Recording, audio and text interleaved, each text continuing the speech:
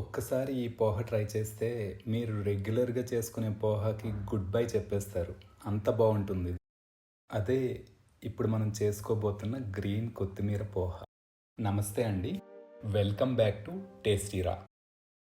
ముందుగా 2 కప్పుల పోహాను నీళ్ళలో త్వరగా కడిగి వడకట్టుకొని పక్కన పెట్టుకోవాలి. ఇప్పుడు ఒక మిక్సర్ జార్లో 2 లేదా 3 పచ్చిమిర్చి, 1 ఇంచ్ అల్లం వేసుకోవాలి. ఇవి ఈ రెసిపీ సైడ్ హీరోస్ అండి. ఇప్పుడు మన మెయిన్ హీరో ఎంట్రీ. కొత్తిమీర 1 కప్పు బాగా కడుక్కొని చిన్నగా కట్ చేసుకొని వేసుకొని మెత్తగా గ్రైండ్ చేసుకొని పెట్టుకోవాలి.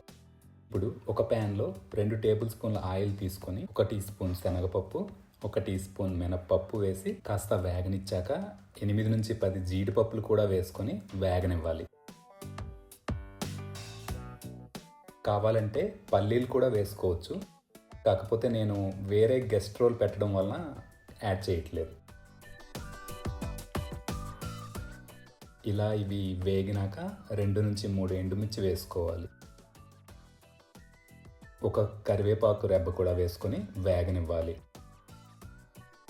ఇప్పుడు నేను ముందుగా చెప్పిన గెస్ట్ రోల్ ఎంట్రీ అండి, గ్రీన్ పీస్ 2 టేబుల్ స్పూన్లు యాడ్ చేస్తున్నా.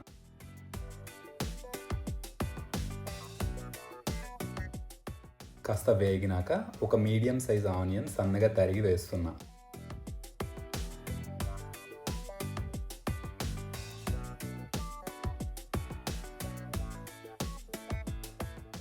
ఇలా ఆనియన్స్ కూడా మగ్గినాక కాస్త పసుపు వేసి ముందుగా చేసి పెట్టుకున్న కొత్తిమీర పేస్ట్ను యాడ్ చేసి కాసేపు వేగనివ్వాలి.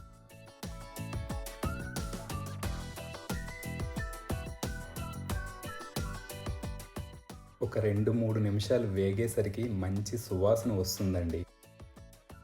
అప్పుడు ముందుగా కడిగి పెట్టుకున్న పోహా కూడా వేసుకోవాలి. ఇప్పుడే రుచికి సరిపడా సాల్ట్ కూడా యాడ్ చేసుకొని నెమ్మదిగా అంతా బాగా కలిసేలా జాగ్రత్తగా కలుపుకోవాలి. నేను వాడుతున్న పోహ బాస్మతి పోహ అండి. నాకు డీమార్ట్లో దొరికింది.